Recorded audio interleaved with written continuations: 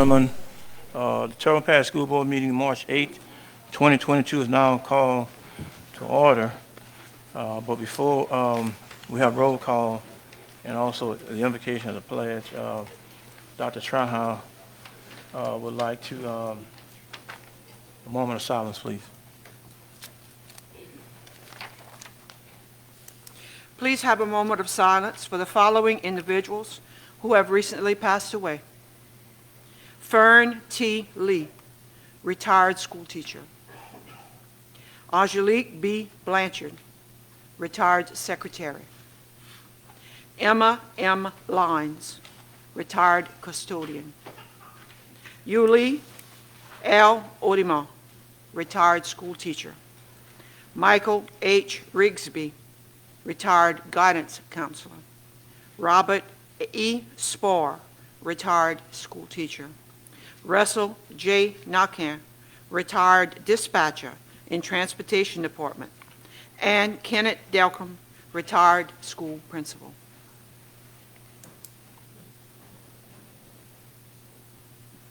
Thank you. Ms. Soleil.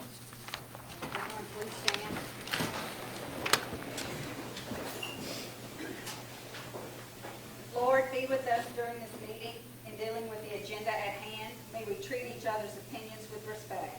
May we learn how to reject ideas without rejecting people and share visions, although we may not share the same means. May this meeting be for each of us an opportunity to be servants of the people we represent. We humbly ask this in your name. Amen. Amen. I pledge allegiance to the flag of the United States of America and to the republic for which it stands, one nation, under God, indivisible, with liberty and justice for all. Thank you, Ms. Soleil. Now we have roll call, please. Mr. Michael Legorn. Here. Mr. Gregory Harding. Here. Mr. Matthew Ford. Here. Mrs. Debbie Benoit. Here. Mrs. Stacy Soley. Here. Mr. Clyde Hamner. Here. Mr. Roger Dale Dehart. Here. Dr. Maybelle Trahan. Here. And Mr. Dane Voisin. Here. Mr. President, you have a quorum. Thank you, Ms. Brunet. Item 5, approval of minutes of school board meeting on February 1st, 2022. Special school board meeting on February 15, 2022, and special school board meeting on February 24, 2022. So moved. Moved by Dr. Trahan. Second by Mr. Hamner. Anyone in the audience would like to discuss that issue? Dr. Trahan? No, sir. Mr. Hamner? Any board member? Are there any objection here? No, so ordered. Item number 6, recognition and announcements. Special recognition of Evan Blanchard, Turbine High School senior, for being named Turbine Parish Teenager of the Year by the American Legion Post. Is he present?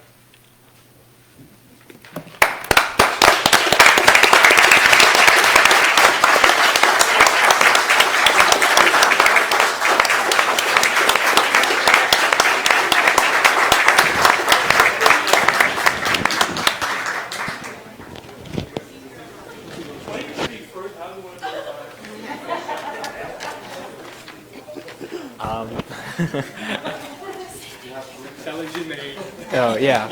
My name's Evan Blanchard. I wasn't really expecting to speak, but I just wanted to thank all of y'all for the recognition. I had worked as hard as I could during my school year, and I was very surprised that I even got the award. It wasn't really something I was planning on getting, but I'm glad that I was able to make myself stand out to the point to where I could be recognized for the award. And I'm very thankful for all of you for recognizing me here today.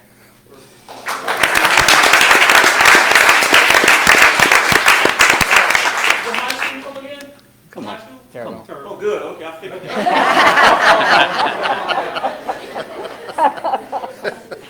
Y'all want to stand up? Yeah. He can take a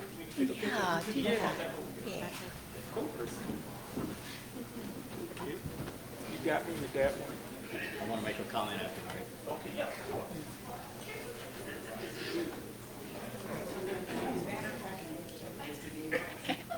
Stand up. You got a lot of things.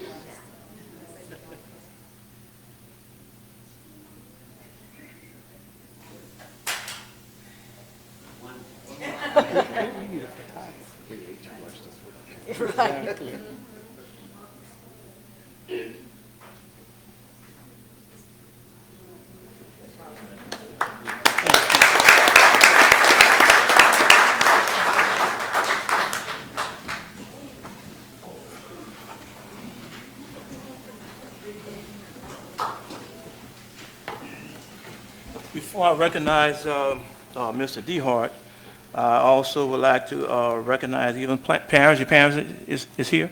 Yes. Stand up, please. There we go. All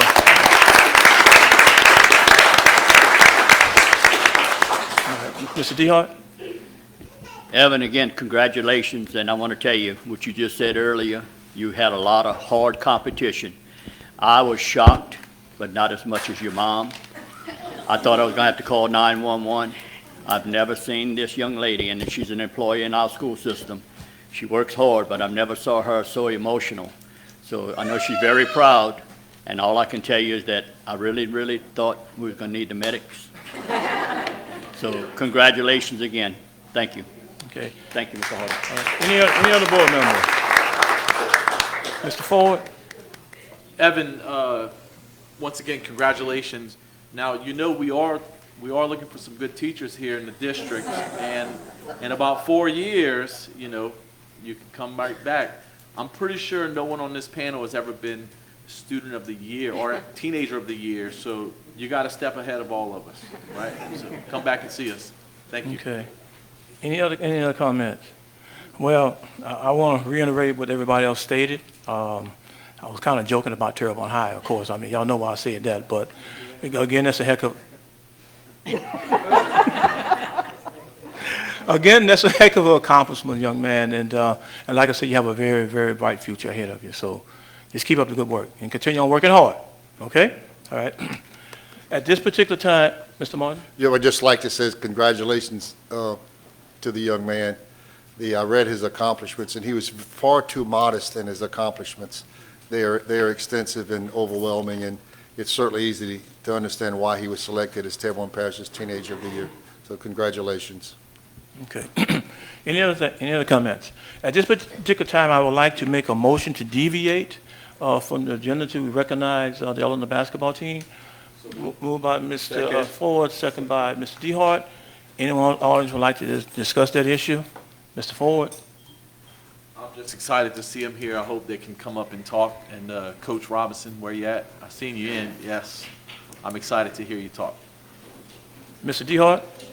I'm very proud to say that this is not the first time Eleanor has accomplished this, and it's great to keep carrying it toward me, and that momentum is going to keep going for Eleanor. So I hope the other schools look at that and work very hard like y'all did. Y'all earned it. Congratulations.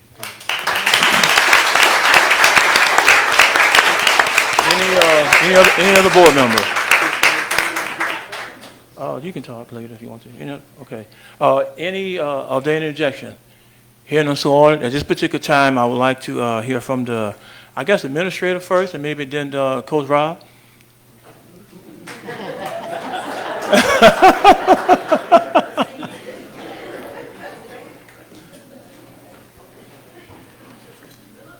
Good afternoon, guys, ladies and gentlemen. Mr. Hardy, this is Ellender Memorial High School. I just want to make sure we point it out. You know, it was a tough game. I had to put in some key players at the last minute, and oh wait, that was Coach Robinson. I'm very proud of the girls, the coaching staff, everything they've been through, everything we've been through in the community. They've lost their coach, they lost their gym, they lost their school. Beside and despite all of that, they stayed resilient, they persevered, they overcame every challenge that was thrown at them and didn't complain. They were practicing at 6, 7 o'clock in the morning at Terrebonne's gym, and they showed up. And the proof is the state championship. So I'm very proud of their accomplishments. I think they should get all of the recognition.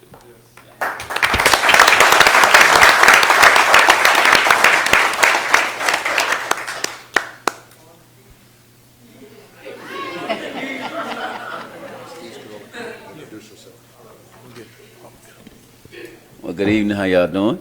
Thank y'all for having us here today. First and foremost, I want to give praise and glory to God for giving us this opportunity to be here tonight. and also for giving us the opportunity to win the state championship. I want to thank each and every one of y'all for having us. I want to thank Mr. Dillard, Coach Brown for hiring me, for giving me the opportunity to coach these girls, to step in after Coach Dixon, who's a legend. It shows a lot about him, and he believed in me a lot, and I'm forever grateful for that. And I promised him I'd give him my all, no matter what. And with the girls, every day, man, we practiced, we worked hard, and we came together and had one heartbeat, man. And we fought hard throughout the whole season, through all adversity, all the things that happened, the ups and downs, the bumps and bruises. And the girls fought hard each and every day, man, each and every game. And when it came to the playoffs, they were locked in and focused. And we overcame obstacles, man. We took out the number 3 seed, number 2 seed, and the number 1 seed. So and it wasn't just for us, man. It wasn't just for us. It was for Coach Dixon. It was for Ellender, for all the things that we done been through, the things that we lost with the school and everything. And it was for our community, man. It's for Homer. It's for every last one of y'all, because we represent y'all when we go out and perform. We represent our city, we represent our school, we represent our parents, the coaches, man. I just want to give a huge shout out to my coaching staff, man. They were there day in and day out, made sacrifices away from their family. The girls, we used to telling them that all the time, man. We could be doing anything right now, but we're here with you guys, appreciate our time, and they did.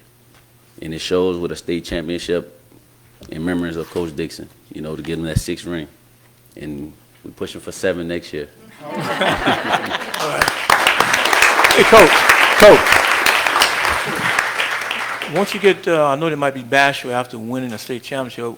Once you get each one of the young ladies to come up and just introduce themselves and let us know who they are. Okay.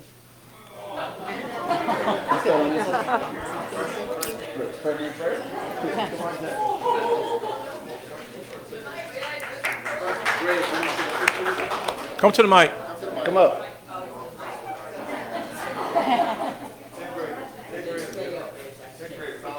Yeah.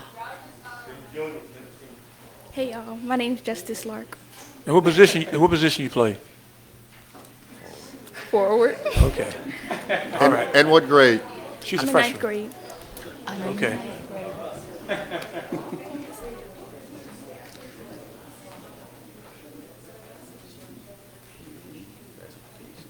Classification like my grade. Okay. Nigeria Williams, 10th grade, and I'm a center. Okay. Figured she was a center. Yeah. Hey, my name is Lasia Rockware. I'm a forward, and I'm a sophomore in the 10th grade.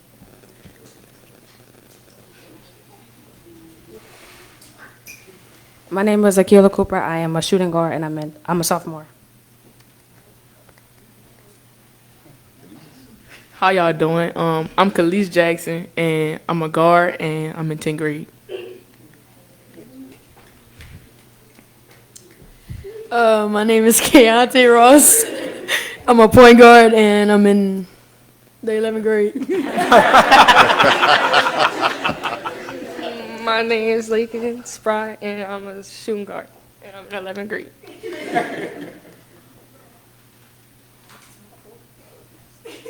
My name is Sage Singleton, and I'm a small forward, and I'm in the 11th grade.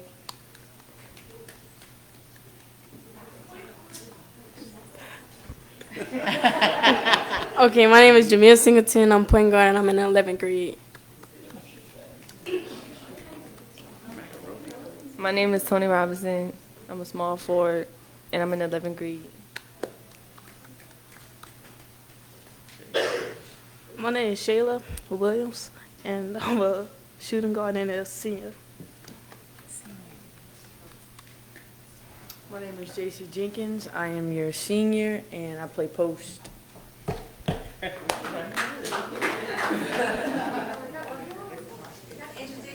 It's the small things. Good evening, everyone. My name is Coach James, and I want to thank you guys for this opportunity and allowing us to come and speak and represent Homer.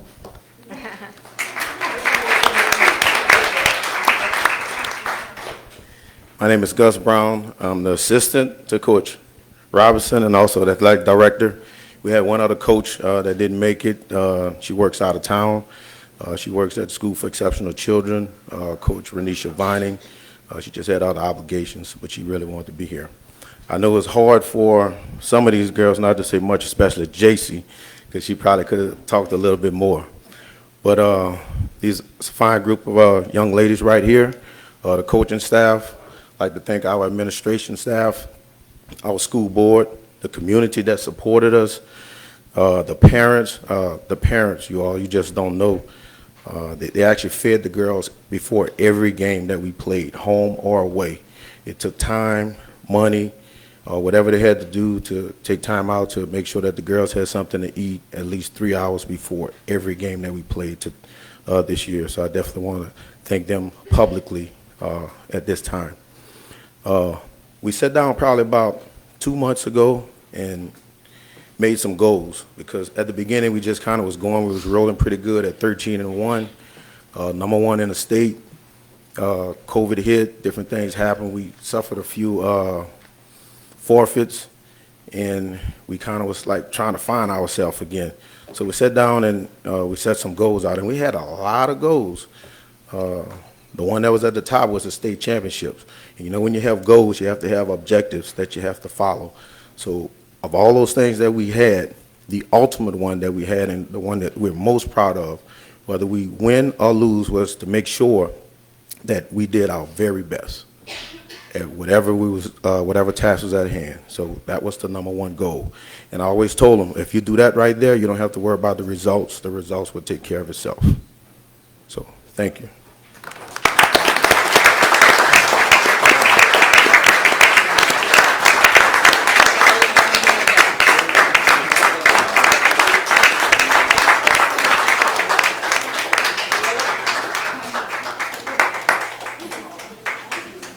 Taller ones in the back. Come on, y'all, tighten up. We probably had to tighten up too.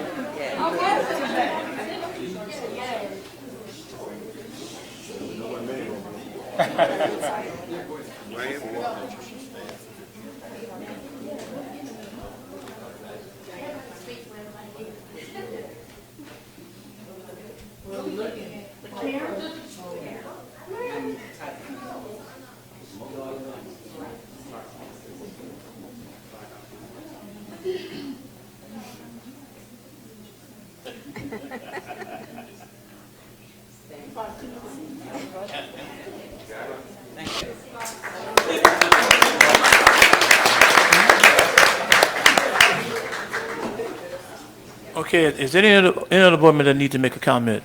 Mr. Lagarde? Yeah.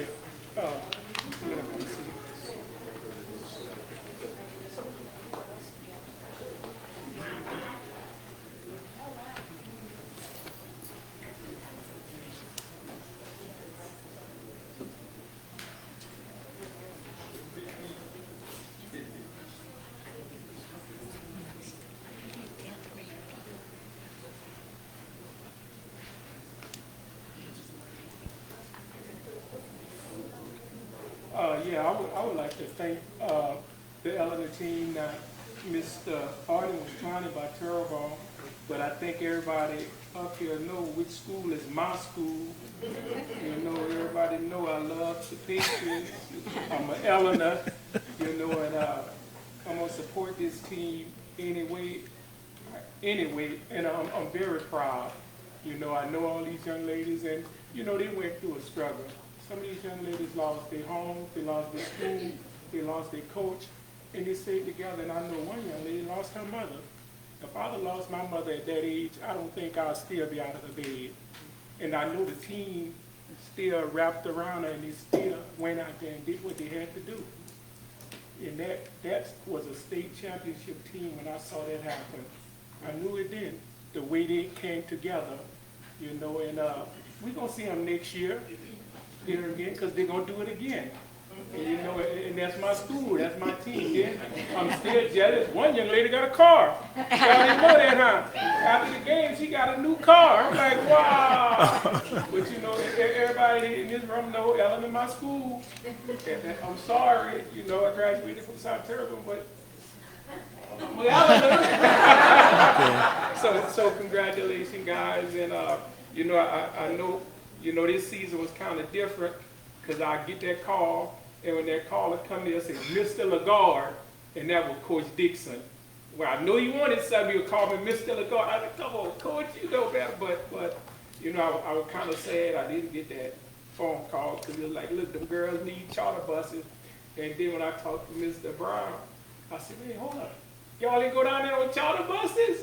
I said, come on, what's wrong? Coach would have made that call. You know, Mr. Martin was like, if they want charter buses, let them have it, whatever they want, you know.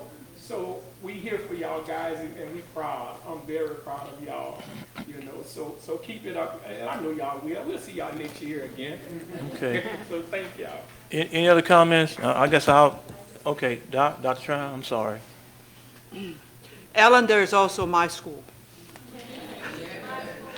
I'm so proud of you. Well, I taught at East Villages and Elysian Fields for many, many years, a long time ago. And what I always said to my students was, nobody will be proud of you until you're proud of yourself. And I know each and every one of you are there tonight. You have arrived. You have the confidence. You can do what you need to do. You are the best in the state. And we're so proud of you. You have arrived. Go Ellender. Mr. DeHart. Yep, I don't want to be redundant. That's part of my district also. A large part of my district feeds into there. But all of us up here represent Terrebonne Parish, and I'm proud to say Terrebonne Parish, Ellender High School, won the state championship.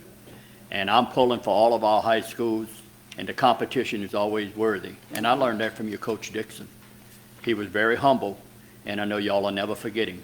That school, his legend is here forever. So I will tell you that right now that no matter whose district it's elected in, you represent Terrebonne Parish, and we're very proud of you. So thank y'all again, and keep up the good work. And I'm like Mr. Lagarde, I think we'll see you again next year because we've seen Ellender many times. So it's time for the boys to step up a little bit. Thank you very much. Congratulations. Okay. Again, to close this off, I definitely won't be redundant. I have so many feelings that's pertaining to what you young ladies accomplish by being a former athlete and going through what you went through. I couldn't imagine it. I don't think any of us up here had to go through what you had to go through, like Mr. Lagarde said, losing your home and losing a parent. That's just a testimony to your will, your desire, your courage, your heart. Because you know what? On any given night, any team could beat anybody. It's what's inside your heart what's count. The best team, or the most athletic team, should I say, don't always win. It's the ones who think they can and got the heart and desire to play and go through adversity. And I can honestly say you ladies went through that. Coach, I'll be honest with you, you had some big shoes to fill.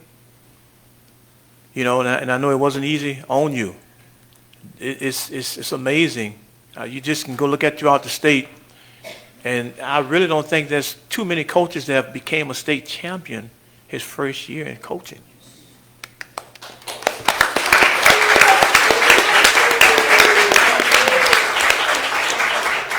And we know you didn't do it by yourself, but you was at the top. You know, that's a heck of an accomplishment.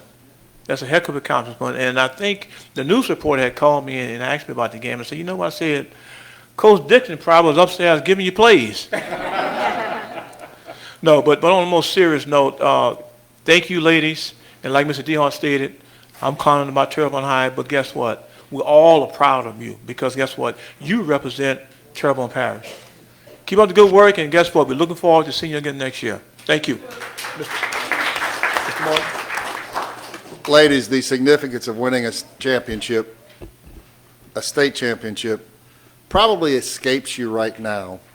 I know you're euphoric and happy, but the magnitude of that will grow as you get older, and you will cherish it even more and more as each year goes by. I heard Bobby Hebert, quarterback of the Saints, say one time, what was his biggest thrill as an athlete? You know what he said? When they won the high school state championship. So we're all patriots tonight. Now, I might add, I spent 8 years at Ellender, so I am a patriot, so I may have a little inside advantage. But ladies, your accomplishments on the court are certainly remarkable. This is number 6 for Ellender. But, you know, you are all proteges of the coaching staff, and you conduct yourself so well as ladies. You represent all Terrebonne Parish, not Ellender, extremely well. We're very proud of you. Thank you, ladies.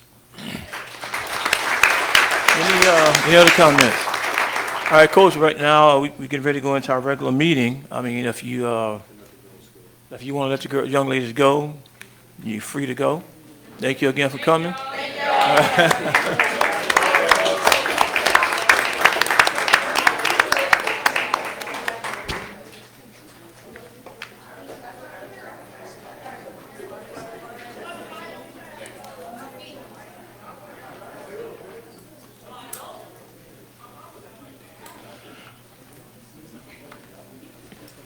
Okay, now we go to announcements. 3:10, 5 p.m. ERC. 3:14 Monday, Finance, Insurance, and Section 16 Land Committee, Executive Committee, Education, Technology, and Policy Committee, Building, Food Service, and Transportation Committee. 3:15, 5 p.m. Special School Board Meeting, Superintendent Application Interview. 3:22, Special School Board Meeting, Selection of New Superintendent to be announced. 4:05, Regular School Board Meeting. Item number 7, 7A, Ms. Vicki Kozlik, Coffee Bean Program, a program being presented to Certified Superintendent of Louisiana Legislator and the Office of Public Correction to put prisoners on parole directly into kindergarten through fifth grade classroom as teachers. Thank you. Vicki Kluche, Shreveport, Louisiana. Thank you for allowing me to be here tonight. I want to reiterate what you guys said. Congratulations to all the winners and teenagers. Just so wonderful. I'm just so proud of everybody. I feel like they win and we all win. So congratulations to everybody. So I'm here tonight as representative of We the People, Bayou Chapter. And just to reiterate, I want to read to you our vision and our mission. We stand united to preserve the God-given rights secured in our Constitution and protected in the Bill of Rights for future generations. Our mission is to instill in our community the spirit of the Constitution by providing access to resources and information, empowering citizens to take action, and holding elected officials accountable. One of the arms of We the People is the Education Committee, and so I'm representing that tonight. And our goals is to bring awareness of what is being taught in our schools to the community through social media, technology, public meetings, etc. Also to empower parents and the community to teach their children back to basics critical thinking through applicable resources, and also to maintain a presence at pertinent public and committee meetings and to contact elected and appointed officials and administrators when call to action is necessary. So tonight our goal is just simply to make you aware and the public aware of a program that is being pilot tested in Louisiana, and it's called the Coffee Bean Program. The Coffee Bean Foundation has been actively pursuing a program of placing incarcerated felons directly from prison into student teaching and then solo teaching in high-risk elementary schools. At present, they seem to have targeted East Baton Rouge and Lake Charles. And I will read just a quick little excerpt of an email from James LeBlanc, who is Secretary of the Louisiana Department of Public Safety and Corrections, to all of the head wardens at the Louisiana prisons in Louisiana. The subject is Teacher Certification Program, and this is just a few sentences.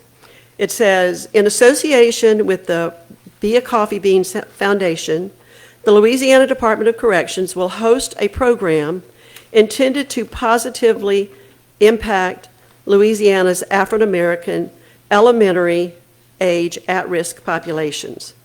The vision of this program is to search our state prison population, to identify 5 African-American men who have low-level criminal offenses, the aptitude to test into college, and the desire to teach and lead children as both an educator and a positive male role model.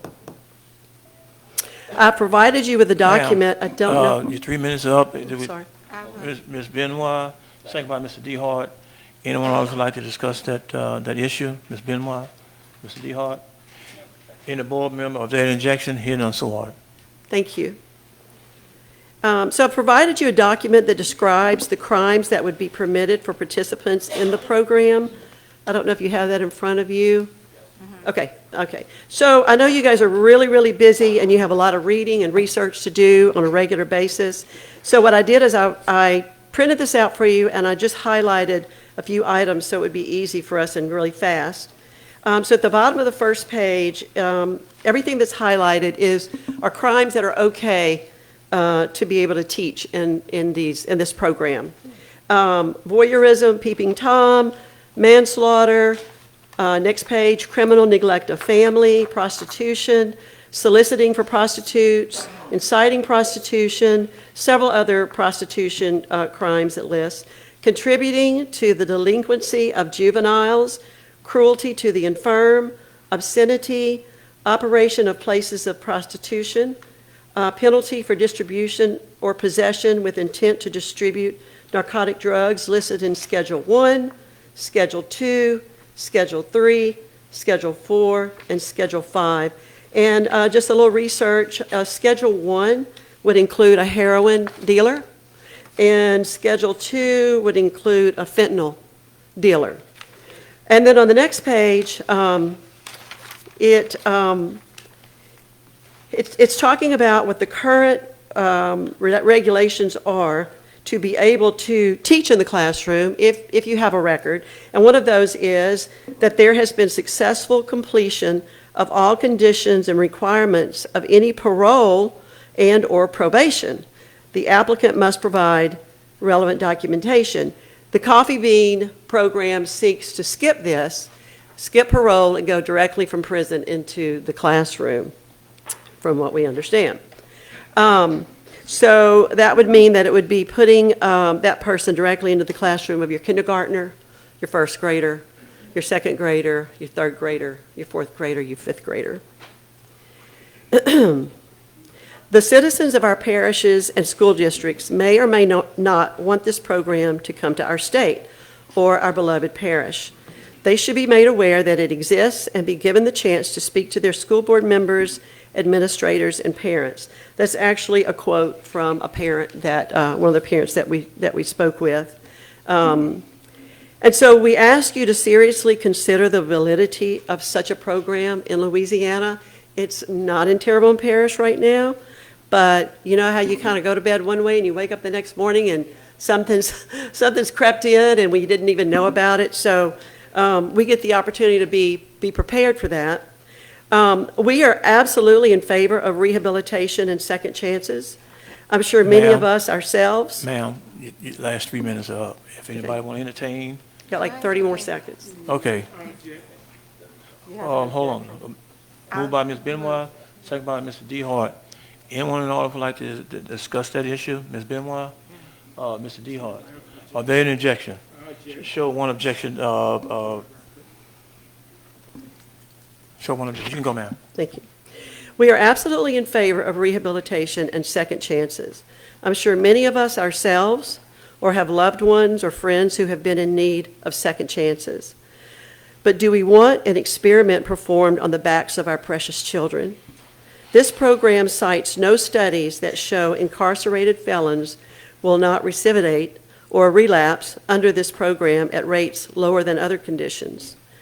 It can set up prisoners for failure. It could place the felon and our children at risk.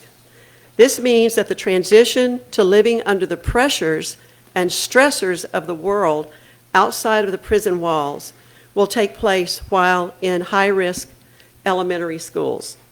I'll say it this way, while teaching our babies. Why not engineering or electrician? Why do the experiment on our children? This will be an issue also to be discussed while vetting school board candidates as well as other legislative candidates. Just wanted you guys to be aware. I thank you so much for doing your due diligence, and thank you for your time. Thank you, ma'am. Mr. DeHart. Thank you, young lady, for coming and sharing that with us, Ms. Cloutier. But I'm going to tell you right now, no matter what I say or do, I would never support that with our babies. I've had children, and I have grandchildren, and I wouldn't want that to happen. And I believe in giving people second chances, but not with my young children or older children. I would never support that. Ms. Benoit? Yeah, I'll just support what Mr. DeHart just said. I don't think this board would ever support something like that. I appreciate that information that Ms. Cloutier provided to us tonight. It wasn't something that I was aware of previously. Thank you. Mr. Ford? Any other comment? Dr. Trahan? I agree with my fellow board members. Mr. Lagarde? I think some of that was cherry picked, because I know the program, and the people who designed the program, looked them up. There wasn't a bunch of knuckleheads. There was educators, PhDs, professional people who started the program. So I don't think they're just going to throw any criminal in there, because we do got a lot of people, maybe with those charges, but they got a lot of other stuff, and I think you left out a lot of other stuff in the program. So I would tell my board members to look at the whole program, not bits and pieces, and then make your decision, because it's not that simple. She made it sound simple, but it's not that simple. I don't think nobody gonna put their kids or babies at risk. And it wasn't knuckleheads who designed the program. It was professional people, it's just like us, who designed it. So I would like you to look at the program in detail and make a decision before you voice your opinion on it, and know the program, just like she looked at it, you review it for yourself. That's all I'm saying. Mr. Vizan? Yes, thank you, Ms. Vicky, for bringing that to our attention. Like Ms. Benoit said, I wasn't aware, and I'll echo what most of the board members, I believe, are saying. I don't think you have to worry about that in Terrebonne Parish. We're not willing to take that chance with our babies. So, thank you very much again. Okay, any other comment? Okay, the item 7B, the Sarah Champagne SEL's social emotional learning being implemented in Terrebonne Parish School Code of Conduct for all employees who have contact with children and students. Hello, everyone. Sherry Champagne. I live on Alma Street in Homa. Hi, everyone. Thank you for being here and having us again. So I'm going to jump right into it so we don't have to extend this very long, because what I have to say is you've already heard some of it. I'm just going to elaborate on it and educate you a little bit on what's going on.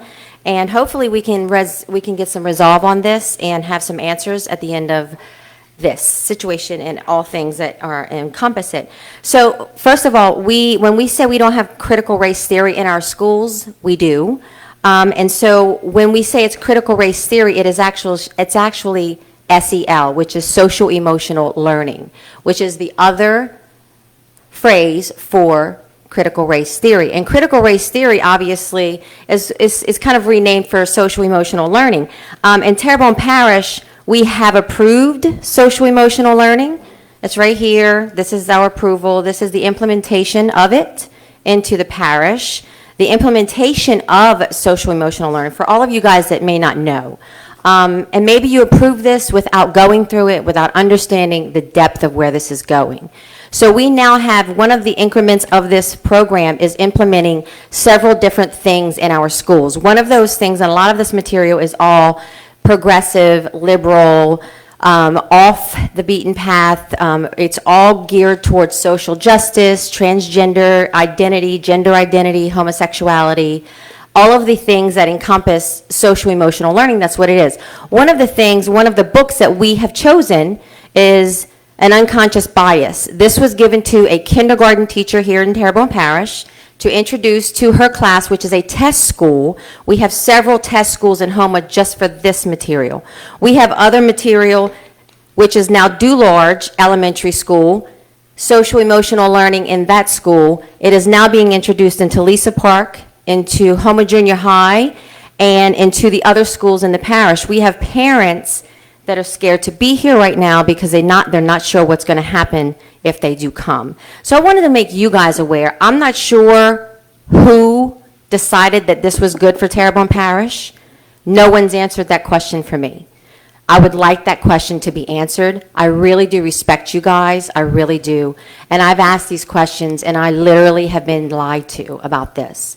Now, when we implement this, they're going to implement the social emotional learning in Dularge. What happens is not just in Dularge School. They're going to implement this. They're going to be pulling kids out of the classrooms, and they're going to be interrogating them if there are issues, if they have gender identity issues, if they have sexual orientation issues, if they have other issues, maybe in the home, that they can pull in and investigate those things. That's what social emotional learning is, this part of it.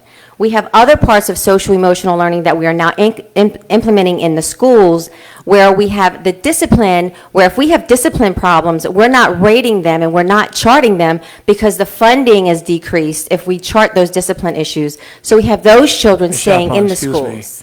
Your 3 minutes up. Entertain a motion. Yes. Moved by Ms. Benoit, second by Mr. Ford. Anyone else would like to discuss that issue? Ms. Benoit? Mr. Ford?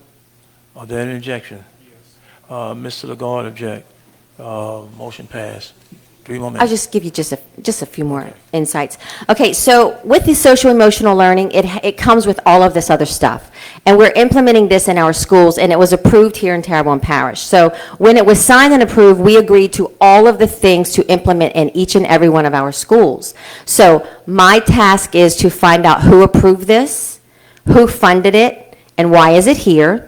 And of course, as the board, I would like all of you to maybe get on that and help me find out those answers, because we now have an army of parents who would like to know that, and it needs to be removed. The funding, whatever that may be, wherever that goes and however that happens, whether it's returned or we can work that out in another way, but we cannot continue having social emotional learning in our schools. Now, one of the people that we use, Agenda for Children, there is a huge, broad aspect of foundation and organizations that implement their programs into our schools, and once we pay them, we have to do what they say. So when Bubba, Mr. Orgeron right here, we spoke, he was at one of our Republican women's meetings, and that night, I was meeting with him the next day, he had stated that he did not know we were not going to have critical race theory in our schools.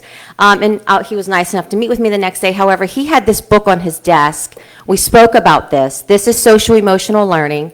This is part of it. And so we need to have an honest conversation about what it is and where it's going. And that's why I'm here. There's many parents that would like to know that, and we need to end this. The funding obviously comes with this material and this program. Dularge parents are very upset. They're upset with our elected leaders as well. And so, for obvious reason. So,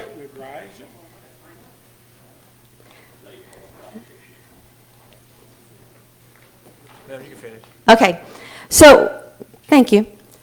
We'll go on to the code of conduct that I'm asking for within our school system. So we currently have some teachers, and I've also spoken with Mr. Orgeron about this as well, some of the teachers that they're having issues with doing what they would like in the classrooms or whatever that may be. Some of them may be injecting their ideas and whatnot in the classroom. The code of conduct for our teachers should be, and we all need to work on this. We currently have teachers, one of which is actually here tonight. At last meeting, we tabled the PG-13 material, correct? Well, after that meeting, there was someone asked a question on one of the pages and asked for an answer, and I explained what that was. Well, this particular sir, which is Justin Ward, proceeded to take that, he's a teacher now, H.L. Bourgeois. He proceeded to take my personal information and my photo, and a photo of me with my deceased granddaughter. Point of order. Yes. Stay on topic. So this is the code of conduct and why we need it. Okay, this is one of our teachers. Well, and Justin Ward do not teach at H.L. Bourgeois. Well, this... It's a different Justin Ward. Okay, you got two different Justin Ward. So- But stay on topic. I am. I'm trying to. So, Okay. I mean, like, you know, Yeah, we don't interrupting have to- is right, we don't kind of have to killing my call time. out Teachers' names. So the all that, reason, Okay. okay, so let me explain to you what this teacher did. This teacher put my personal Your information, 3 minutes are up, and anybody would like to give us extended time? I just want to finish this right here. That's it. Okay. Yes, Just let me finish up real quick. Okay. So we can fix this, because we really do need to fix this. When we have teachers, and this is not the only teacher, and it's not just me, there are other teachers that have lashed out at other folks, grandmothers and mothers, that have addressed this issue. Now, I did have this particular, the reason we need a code of conduct for our teachers is we cannot have this. We cannot have teachers doing this to residents and taxpayers. We can't. And when this is happening, and I addressed it, I did let Mr. Orgeron know this. It wasn't just myself that there were questions. My information was posted. He posted to contact him for my personal information to send people to my home. Now, this was what he posted, not me. And therefore, we need to have a code of conduct if we have teachers doing this. You know what I'm saying? So if we're going to continue to have more teachers, and you can ask Bubba, there are other teachers that they're kind of having problems with doing their own thing in the classrooms. We cannot have teachers doing this. So when I say a code of conduct across the board, we need to have reasons that they can't do it and consequences if they do. You understand what I'm saying? It's not to pick on anyone, because that night my phone never stopped ringing, my front patio furniture was crashed, and my phone, because my address was on one of these meetings, was shared. He said himself that's a teacher at HL. So we can't continue doing that, and I really would hope that we can fix that. You know what I'm saying? Because it's not fair to me to have to leave my home because someone shared my personal information, because I'm here speaking for the people. You know what I'm saying? And it's not just for me. I'm here for everyone else. And that we all just want everyone, we shouldn't be here. Our schools should just be safe. So I really do appreciate it. And if you can help with making sure our teachers have a code of conduct, it would greatly be appreciated. Thank you. Thank you, ma'am. Any comments? Mr. Ford? I'm going to start with saying, as a general practice, I do believe that the school board probably should establish a teacher code of conduct, maybe dress code as well, beyond what is already there. However, as a board, we don't typically get involved with personnel matters. So that's what that young lady is for over there, and she doesn't want to look up, because that's her responsibility. So we as a board, we tend to stay away from those personnel matters. Now, if it does become an issue, we certainly could call on Mr. Martin or Mr. Orgeron to help us, kind of get that process going. But the person responsible for that is definitely Dr. Yarbrough. Now, I wanted to talk briefly about the book that you presented. And I had questions about that as well, because you brought it up a couple of months ago, and I asked Mr. Orgeron, and if I'm not mistaken, that book was a recommended reading for some teachers at schools that have a generally more diverse populace than the rest of the schools, or maybe where they were before. And these are young teachers. Maybe they come from a fluid background and they're not really used to dealing with these type of kids, so it was an opportunity for them. Hold on, no ma'am, no ma'am. So, first off, I gave you your time, okay, Sherry? We've been knowing each other 30 years. Don't interrupt me, okay? We're not going to play that game.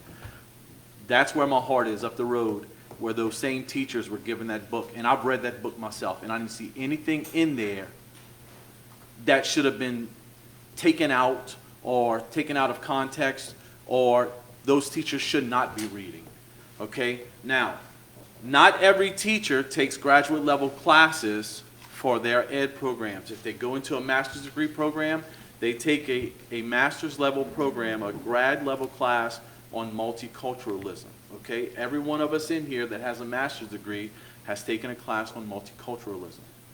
We are better equipped to deal with those situations. A lot of those teachers there are young, fresh out of college. This is the first experience they have with that demographic, okay? So yes, they do need to read, and a lot of times they want to read because they want to know what they're dealing with, and they're compassionate, and they're excited about the opportunity they have. They want to do the best they can, and they want to service that group of students, my babies, okay? So I have no problem with that book being shared. In fact, every one of us board members could probably benefit from reading that book, and many others. Now, on top of that, you brought up Mr. Ward. I have the highest respect for Mr. Ward and for the content for which he was trying to share with his student, which is Roots, which is a movie that every one of us in here probably could benefit from watching, okay? Because we talked about this at the last meeting. I'm not going to get any further because it does bring up some things from my past that I didn't appreciate about the way I was brought up, and I wasn't allowed to watch that movie. But I do think that we should give our teachers the credibility, the discretion to utilize these videos and these, even if it's just a 5-minute monologue in their classroom, to expose these students to what the real history of this nation is. And we don't want to cover up things. I want every kid to be exposed to what really happened in our history, because the whole purpose of sharing these things with our students is so that history does not repeat itself. And that's what I'm looking forward to. So you can call that a progressive mindset, you can call it what you want. I'm telling you, I want all of our students in this district to know of the atrocities that happened in this country and that do not happen, but could very well likely happen again if we don't educate them on our past, on our history, and how we brought that to an end. That's all I have. Mr. DeHart. Thank you. Well, I'm going to start off saying that whenever I first heard about the young lady who just spoke, email that was out on Facebook in the Dularge area, that's the first area that I heard from it, I immediately got responses from my constituents, and I'll answer to anybody. I called the superintendent immediately upon having that first phone call and asked him to look into it, and Mr. Martin did, and stated to me that that was not happening. But let me finish by saying this. The book, the personnel matters, I don't want to repeat what Mr. Matthew Ford said, but my job as a school board representative, if I erred in any vote that I have ever done in my 31 years, it is not intentionally. I do not believe what was said in that Facebook out to my community that was actually happening. I still today didn't believe it, okay? Tonight I saw raise up a sheet showing Dularge. I haven't seen that ever. And all I'm saying to you that if my record is voting for something, guess what? That's why we have a superintendent, assistant superintendent, and curriculum specialists and supervisors. On the academic side, we're supposed to approve every book, anything that's going on in the classroom. We have a lot of good teachers that are doing a magnificent job. I would never throw them under the bus. But we have a lot of people, like I say, young and or degreed, but not certified teachers. I'm not making excuses. I'm not saying anything, but all I know is that I truly believe our youth in the elementary schools, and I know it's very easy for anybody to get on the Dularge Facebook face page, because we're one of the few areas that have that as a community. I do not comment on that, and I see some of my constituents in the audience. I don't have a problem facing them any day, but I don't respond to that, because every time I've seen anything on Facebook in my community, I receive it, but I don't respond because everybody interprets it wrong or different. I don't want to say wrong, different. So I would state my position to say that I was not aware of it. I'm guaranteed you can do my homework. I've done my homework many times, and all I'm saying to you is that if I err it, I'll be the first one to admit it. But to my constituency, and that's Terrebonne Parish, and that's just not where I'm elected. I'm telling you right now, I have done everything I can to protect the youth in our schools. I'm not here to police the staff and faculty at any school. As soon as I hung up with Mr. Morton and got a little clarification, I went to the school because I wanted to make sure the principal was aware of it. And she told me, and I truly believe her, that our employees are not doing that. And if they are, guess what? It needs administration, not a board member. None of us up here should be getting involved with personnel matters. And all I'm saying to you is that I do appreciate everybody that brings things to our attention. I always return phone calls, and all I'm telling you is that whether we agree or disagree on what my statements are, if I see something even in doubt, I'm going to pursue it and investigate it. So saying that, I don't want to be redundant, and also I'm not trying to be rude to anyone. I work for the taxpayers of Terrebonne Parish, for the youth of this parish, and I'm doing the best job that I can. And all I'm saying to you is that I don't believe that some of the things that's said tonight, not just on the last topic and the other topic, I'm here to protect all youth as much as I can. Thank you. Thank you, Mr. Harding. Okay, any other board member? Mr. Lagarde. Yeah, I just want to clear something up. You said something that wasn't correct. It was a professor at Nicholls State University, approved by the college board to teach in a class.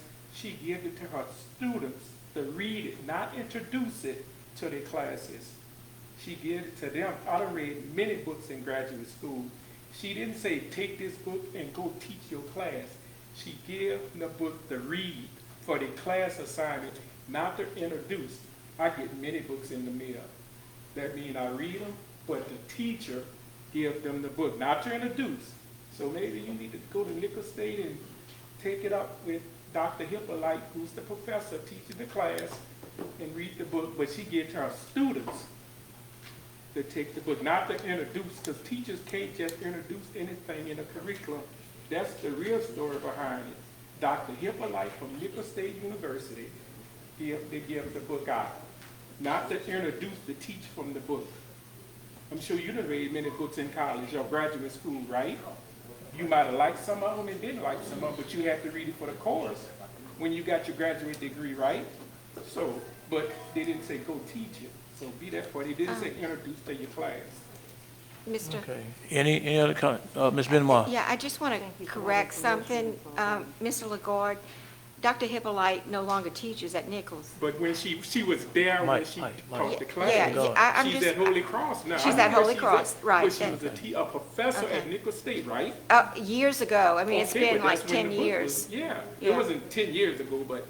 It's been a long time. Yeah, but that's the one who started the program. Well, I just want to say it's not Nicholls. If she gave it to a teacher recently, it's because they're at Holy Cross. When she gave the book out, she was a professor at Nicholls State University. That's when the book was out. Not last year. Oh, okay. She was at All right, I Nicholls didn't State. understand what you said. Okay, any other comment? All right, we move along. Item number 8, committee meeting report. Executive committee report, Dr. Tran. Yes, sir.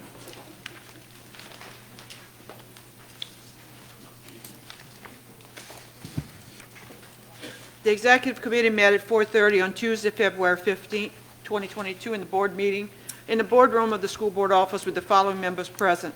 Myself, Mr. Michael Lagarde, and Mr. Gregory Harding was absent. Also in attendance were Mr. Hamner, Ms. Soley, and Ms. Brough. I called the meeting to order. The meeting began with the invocation and pledge. We examined the authorized payment of invoices for the current month, supplemental payroll, and travel expenses. There were no committee member concerns at the meeting. Do I have a motion to accept the report? So moved.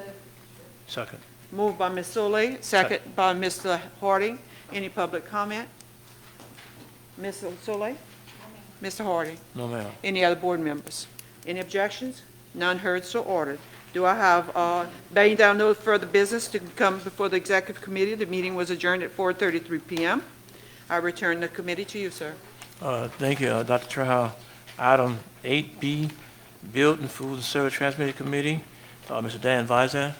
Thank you, President Harding. The Building Food Service Committee, Transportation Committee met at 5 p.m. on Tuesday, February 15, 2022, in the board meeting room office with the following members, myself and Mr. Harding. Also in attendance was Ms. Soley, Dr. Traham, Vice President, Mr. Hamner, Mr. Ford, Mr. Lagarde, Ms. Benoit, Superintendent Martin, and all members of his staff. Recommendation number 1, the committee recommends that the board grant the request of the Louisiana Lady Hornets to AAU basketball team to waive policy file E 1.6 use of school facilities relative to the usage fee for Oak Lawn Middle School's gym for the 2022-2023 basketball season, February 6, 2022 to February 6, 2023, from 6 p.m. to 8 p.m. on Monday through Thursday and some Saturdays and Sundays, if needed, provided that the necessary insurance, nonprofit status, and all other school board policy requirements are met, and approval is obtained from the school's principal. So moved, Mr. Ford. Second, Ms. Solé. Any public comments? Mr. Ford? I just want to make it known that some of the students that were in our audience earlier from Ellender played for this team a few years ago, so. Absolutely. Thank you for that. Ms. Solé? Any other members? Yes, Mr. Harding? I mean, Mr. DeHart? Thank you. We look like twins. No, you good. I'm going to ask you a question as chairman. If any other schools with all of this storm damage, do they have any issues that, we sharing gyms, we sharing facilities and stuff? I want to make sure, because I've always supported it's our students and other programs using our facility, but our students come first with all of this Absolutely. disaster we Any have. school in our parish, they come first. Right. Absolutely. But Yeah. what I'm saying is that, do you know if there's any possibility there's a conflict? At this time, no. Because usually the principal, Right, if there would be a conflict, then it would be worked out, and our schools. But normally the principal says, he agrees to it or whatever. That's the Correct. policy, get permission from the Absolutely. principal first. Yeah. So that's been done.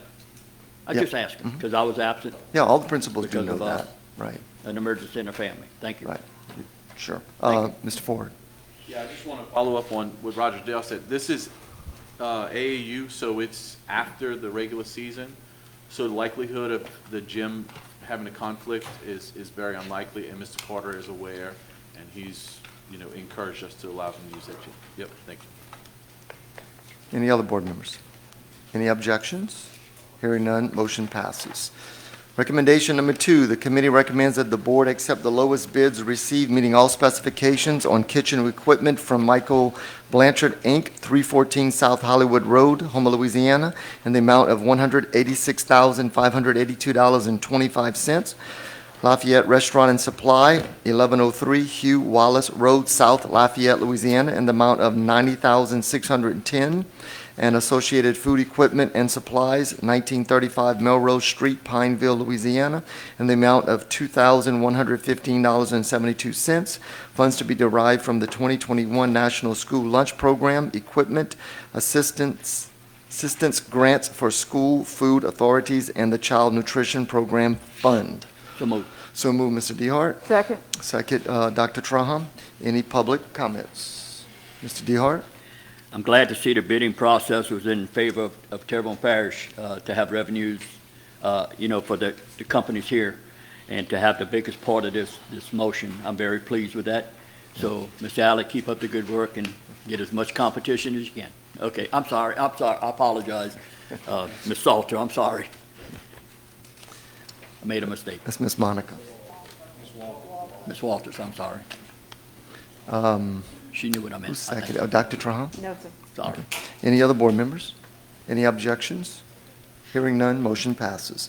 Recommendation number 3, the committee recommends that the board authorize the Child Nutrition Department to proceed with advertisement of yearly bids, July 1, 2022 through June 30, 2023, for milk products, fruit juice, fresh fruits and vegetables, and supplies and disposables for the 2022-2023 school session. So moved, Mr. DeHart. Second. Second, Mr. Harding. Struggling, man. Any public comments?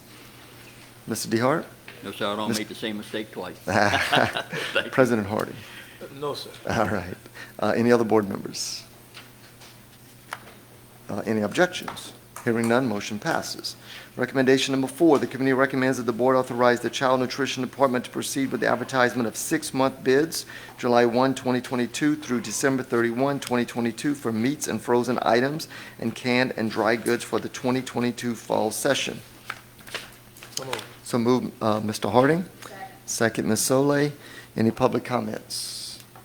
Mr. Harding? No, sir. Ms. Solé? Any other board members? Any objections? Hearing none, motion passes.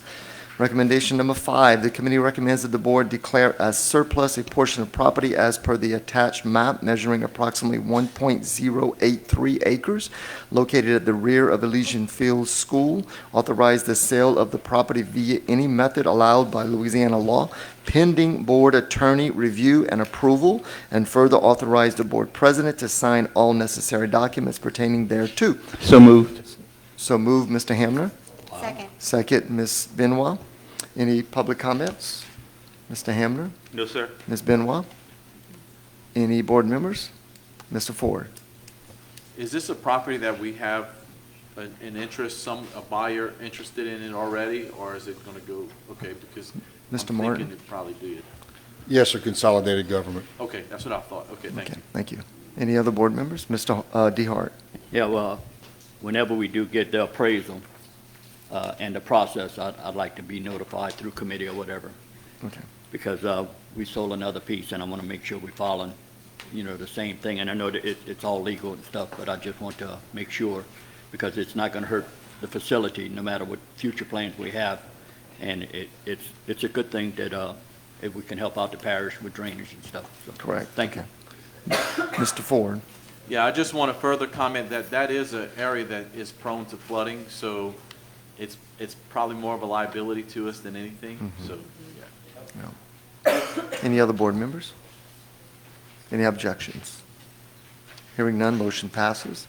Recommendation number 6, the committee recommends that the board authorize the purchasing department to advertise for bids for the following maintenance and repair services for the 2022-2023 school year. So moved. Okay. Moved by Mr. Hamner. Y'all threw me off there. Second by Mr. DeHart. Any public comments? Mr. Hamner? No comments. Mr. DeHart? No. Any other board members? Any objections? Hearing none, motion passes. Recommendation number 7, the committee recommends that the board authorize the purchasing department to advertise for bids for the following maintenance supplies and equipment for the 2022-23 school year.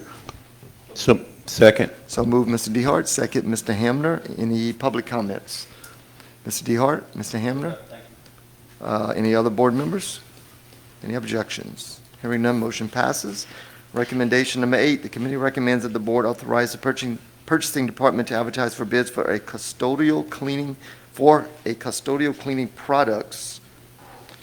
And the board authorize the purchasing department to advertise for bids for custodial cleaning products.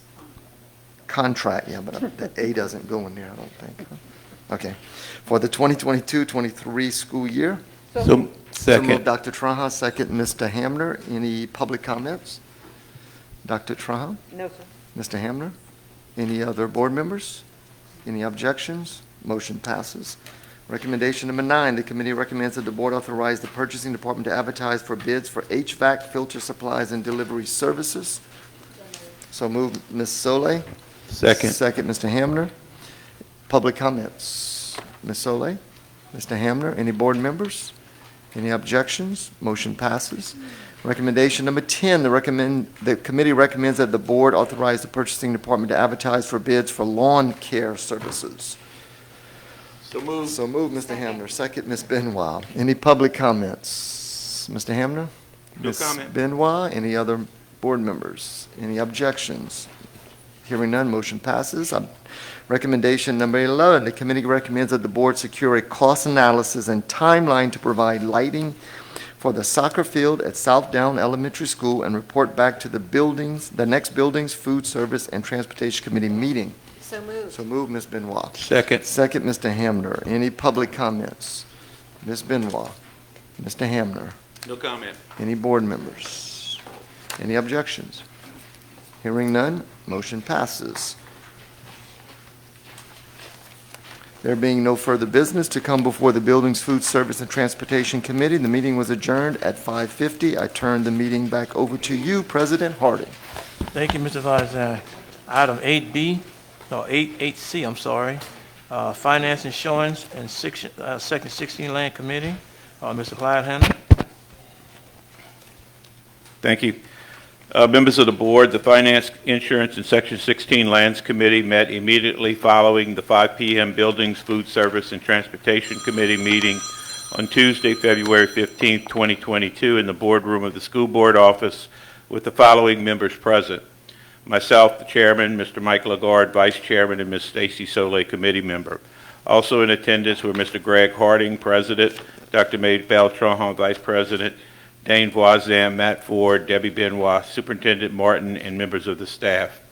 The meeting was called to order, and Mr. Lynn Fontaine, Senior Vice President of Hub International, presented information on the group health claims for the calendar year 2021, followed by a presentation by Mr. Reggie Dupre, Executive Director of Terrebonne Levee and Conservation District, who addressed the following motion, which reads, the committee recommends that the board grant a right-of-way to the Terrebonne Levee and Conservation District on Section 16, Township 20 South, Range 16 East, for the purpose of levee construction and levee maintenance pending board attorney review, and further authorize the board president to sign all necessary documents pertaining thereto.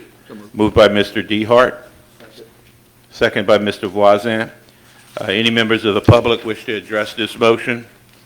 Mr. Dehart? I'd like to ask Mr. Martin a question, if I may. Yes, you may. First of all, I'm in support of always protecting our parish with levees and district, and they're going to use that facility just temporarily, but are they going to, instead of coming out so far, are they going to use the Yes, sir. and stuff? So that's going to work better for the tenants that's there? Yes. Because we have some good tenants, both of them, and it won't interfere with each other's operation. So I'm pleased that came out. Thank you, Mr. Chairman. Mr. Voisin? Any other members of the board? Any objection to the motion? Hearing none, the motion passes.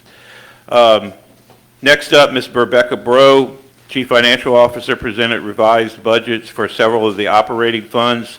The recommendation is that the committee recommends that the board adopt the following revised budgets for the General Operating Fund, the Child Nutrition Program Fund, the 1-cent sales tax fund, the half-cent sales tax fund, the 3/4-cent sales tax fund, and various special revenue funds for 2021/2022 fiscal year. So moved. Moved by Ms. Soleil, seconded by Ms.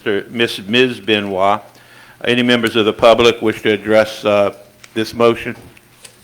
Ms. Soleil? Ms. Benoit? No, sir. Any other members of the board? Any objection to the motion? Hearing no objection, the motion passes.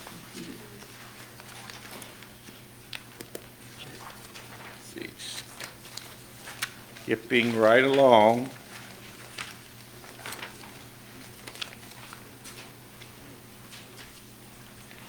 Ms. Bro then presented the original budget for the Special Revenue Fund, and the recommendation is that the committee recommends that the board adopt the following original budget for the Special Revenue Funds for 2021-2022 fiscal year. Moved by Ms. Soleil, seconded by Mr. Voisin. Any members of the public wish to address this motion? Ms. Soleil? Mr. Voisin? Any other members of the board? Any objection to the motion? Hearing none, the motion passes.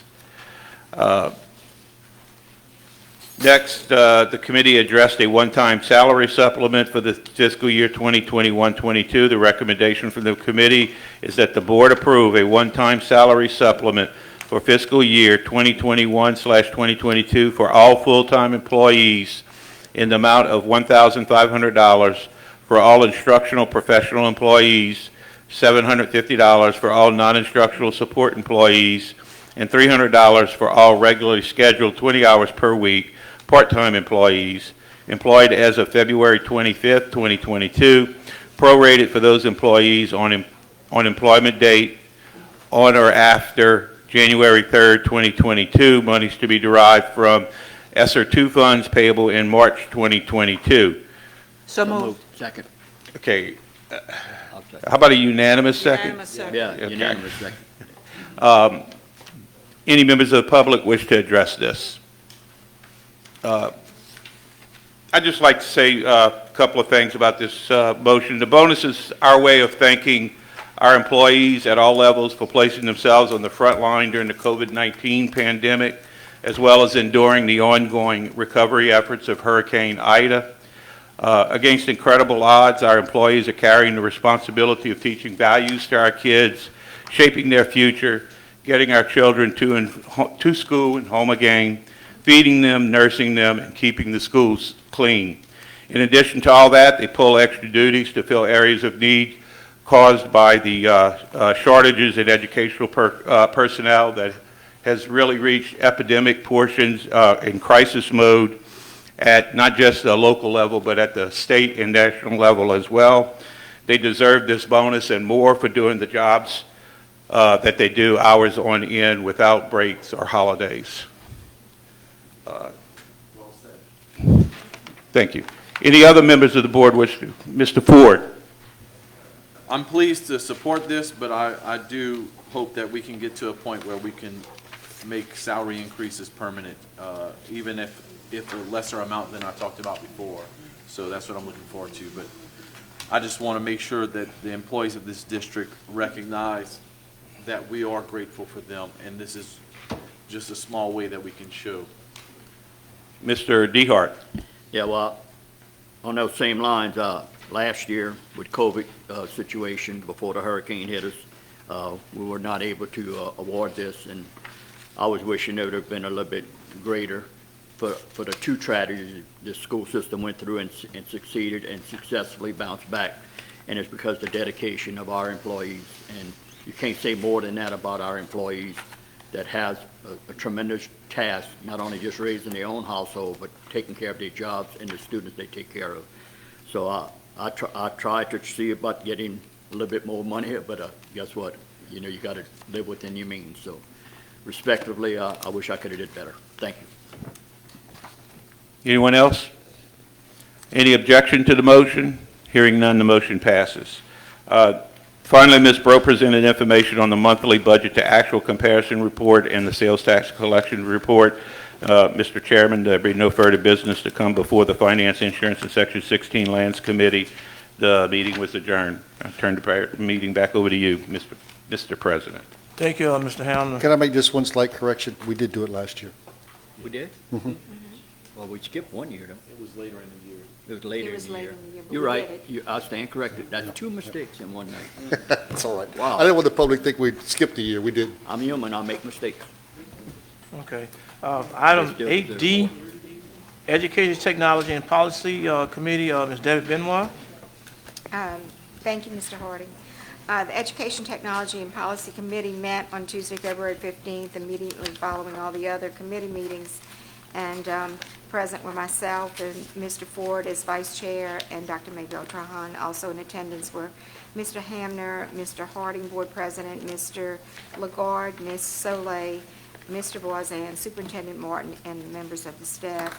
There were no recommendations at this meeting. However, Mr. Ogeron did present to us the names of principals, teachers, and students of the year listed. Mr. Ogeron, I will ask, do we have any intent of them Right. coming to a meeting? Or? waiting for state results. Okay. Okay, great, thank you. But just to give them recognition at a board meeting, I will mention who those candidates are. So for the 2022-23 Principal of the Year, elementary was Jennifer Blanchard at Berg, middle school was Tori Carter at Oaklawn, and high school was Ms. Marilyn Schwartz at Bayou Cane Adult Education. And then for the Teachers of the Year, the elementary teacher was Emily Tuttle at Village East. The middle school teacher was Raquel, I'm sorry, I'm thinking about the movie star. Raquel Ray at Caldwell Middle. High school teacher is Erin Boudreau at Terrebonne High. And then for the Students of the Year, elementary was Riley Richard, fifth grade student at Lisa Park, Kate Henning, eighth grade student at Houma Junior High, and Justin Dufresne, 12th grade at Terrebonne High. There being no further business of this committee, we adjourned at 6:23 p.m., and I turn the meeting back over to you, Mr. President. Thank you, Ms. Benoit. Item 9, Superintendent Agenda. Thank you, Mr. President. The first agenda item is a request for quotations for professional services. We have the need, and this is bringing this straight to the board because, as you well know, some of the things we need to get done quickly, and we need some elevation certificates to begin some of the repairs, and that's what this service provides. This is one of the things that this service provides. The recommendation is the board authorize the purchasing department to advertise for a request for quotes, RFQs, for professional service for surveying and geotechnical testing in response to Hurricane Ida. Moved by Mr. Lagarde, Second. second by Mr. Hamlin. Oh, Mr. Vizan, I'm sorry. Mr. Vizan, second by Mr. Hamlin. Anyone in the audience would like to discuss that recommendation? Mr. Vizan. I'm just glad that we're ready to get moving. Mr. Hamlin? No questions. Okay, any board member? Hearing none, so ordered. Next is a recommendation regarding retired Teachers Day, and the recommendation is the board approve the following proclamation recognizing March 17, 2022 as Retired Teachers Day in Terrebonne Parish. So moved. Moved by Mr. Hamlin, Unanimous second by, unanimous second by Axel. Unanimous second by Axel. Anyone in the audience would like to discuss that issue? Any board member? Yes, Mr. Ford. So they get to share a day with St. Patrick's Day? Is it the same day? They get to wear the green?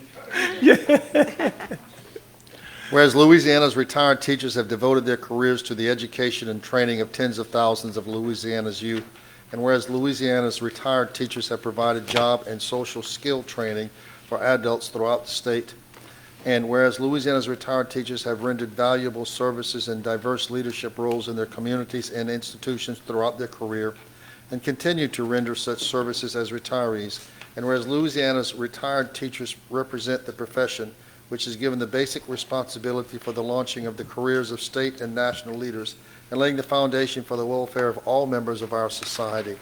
Whereas Louisiana's retired teachers have toiled ceaselessly to improve the quality of life in the state and nation, often in less than adequate circumstances and often for less than adequate pay.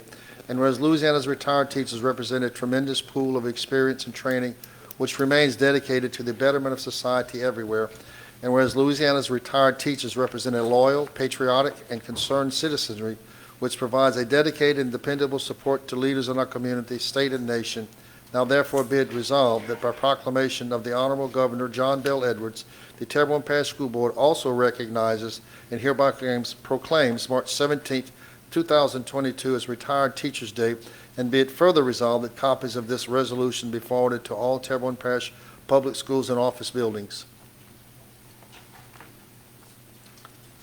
The next recommendation is the board approve the resolution recognizing April 25th through 29th, 2022 as Secretary's Week, and that April 27th, 2022 is Secretary's Day. So moved. Second. Moved by Mr. DeHart, second by Mr. Hamlin. Anyone else would like to discuss that issue? Mr. DeHart? No, sir, thank you. Mr. Hamlin? Any other board member? Are there any objection? Hearing none, so ordered. Whereas April 25th through 29th, 2022 has been proclaimed as Secretary's Week, whereas Wednesday, April 27th, 2022 has been designated as Secretary's Day, whereas school and department secretaries are responsive to the well-being of students, professional personnel, support personnel, parents, and the community, and whereas the Terrebonne Parish School Board wishes to publicly recognize the contributions that the school and department secretaries make to the educational process in our district, now therefore be it resolved that the Terrebonne Parish School Board hereby recognizes the week of April 25th to the 29th, 2022 as Secretary's Week, and April 27th, 2022 as Secretary's Day, and expresses deep appreciation to the secretaries for their unselfish service to schools, departments, and the community. And be it further resolved that copies of this resolution be forwarded to all Terrebonne Parish public schools and office buildings. I have some recommendations for FMLA leaves. The first is a recommendation that the board approve an FMLA leave in accordance with policy file F11.4A for Betty Harris, paraprofessional at Schriever, beginning January 31st, 2022 through April 6, 2022 for medical. So moved. Moved by Ms. Benoit, Second. second by Mr. Hamlin. Anyone else to discuss that issue? Ms. Benoit. Mr. Hamlin. Any board member? Are there objection? Hearing none, so ordered. The board approve a family and medical leave in accordance with policy file F11.4A for Shakendra Short, school bus operator and transportation department, beginning February 1st, 2022, April 6, 2022 for medical. So moved. Moved by Mr. Hamner, Second. second by Dr. Trahan. Anyone else like to discuss that issue? Mr. Hamner, No, sir. Dr. Trahan. No, sir. Any board member? I just have- Ms. Benoit. Yeah, just a quick question. I see that we have a list of these. Are we going to have difficulty filling these positions? Well, yes. That's what I thought the answer was, unfortunately. Yeah, well, it is unfortunate. I mean, there's nothing we can do. That's the reality of it, Yeah, yes. It's the reality. Where are we now? I kind of lost my place. The third recommendation. The third one, the board approve a family and medical leave in accordance with policy file F11.4A for Lisa Griffin, school bus operator, transportation department, beginning February 18th, 2022 through March 7th, 2022 for medical. So moved. Moved by Mr. Hamner, second by Dr. Trahan. Anyone else like to discuss that issue? Mr. Hamner, Yes, sir. Dr. Trahan? No, sir. Any board member? Hearing none, so ordered. Next recommendation, the board approve a family and medical leave in accordance with policy file F11.4A for Alyssa Rhodes, teacher at Legion Park Elementary, beginning February 21st, 2022 through March 11th, 2022 for family. Moved by Ms. Solé, Second. second by Mr. Ford. Anyone else like to discuss that issue? Ms. Solé, Mr. Ford, any board member? Are there any objection? Hearing none, so ordered. The board approve a family and medical leave in accordance with policy file F11.4A for Nicole Salisbury, school bus operator, transportation department, beginning February 24th, 2022 through May 24th, 2022 for medical. So, second. Moved by Mr. Ford, second by Mr. Hamner.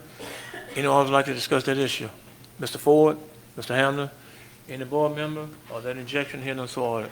The board approve a family and medical leave in accordance with policy file F11.4A for Stacy Pellegrin, school bus operator and transportation department, beginning March 8, 2022 through June 1st, 2022 for medical. Moved by Mr. Ford, Second. second by Mr. DeHart. Anyone else would like to discuss that issue?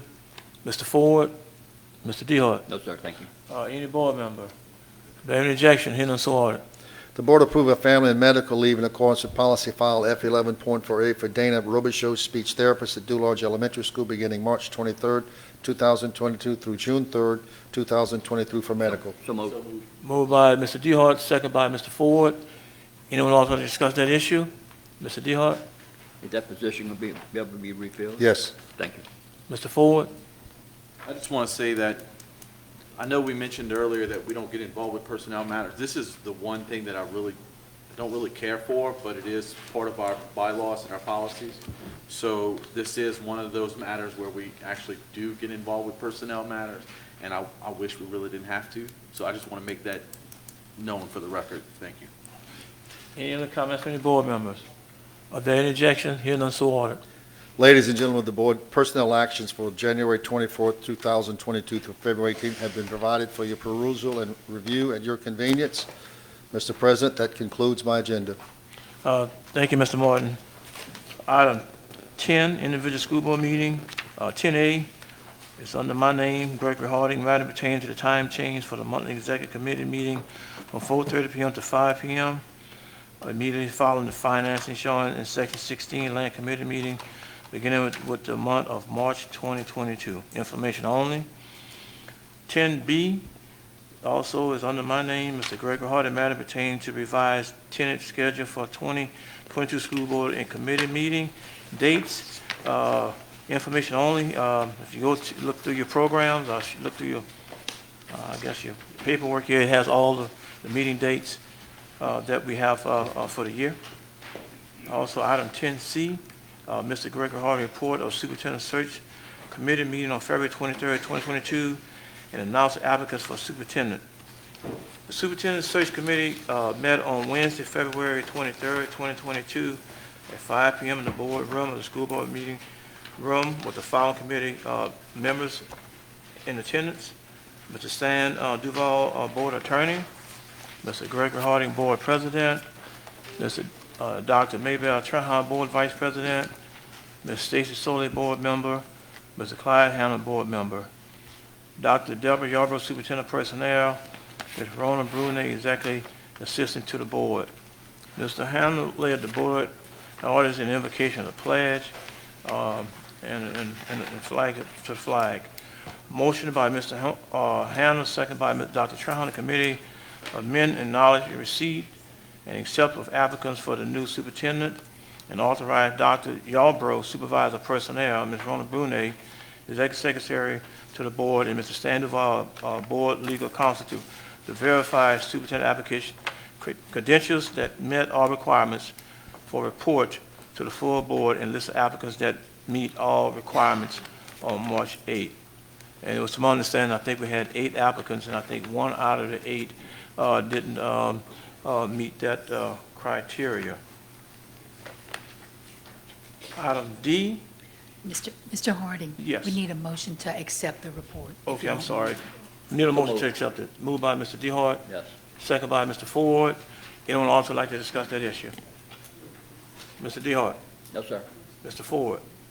Any board member? Hearing none, so ordered. I was one step ahead of myself. Item D, Mr. Gregory Harding, matter pertaining to this superintendent interview process. Recommendation to be placed at your desk. Would you like At me this to make particular the time. recommendation? Do you want me to make the recommendation? Yeah, you can read it. Or you want to say something? before- Yeah, I want to go on and just go on and just say something Okay. before we go any further. I want to go at this particular time. I guess we'll get a motion to accept the applicants. We also, I think we did that, but I'll call the applicants out. I think we did already. The list of the superintendent applicants is Mr. Corey Butler, Dr. Paul E. Nelson, Mr. Ubri J. Ogeron, Dr. C. Michael Robinson Jr., Mr. James G. Stroder, Mr. Mark Talbot, and Mr. Clyde Washington. I have a proposed recommendation that you can go on and read. Okay. I recommend that the board receive all applications for the new superintendent search that met all requirements, and interviews to be conducted on Tuesday, March the 15th, beginning at 5 p.m. in the boardroom of the central office, with each applicant being allotted 15 minutes for board directed questions and closing remarks. Second. Who first? Okay, first by Ms. Benoit, second by Dr. Trahan.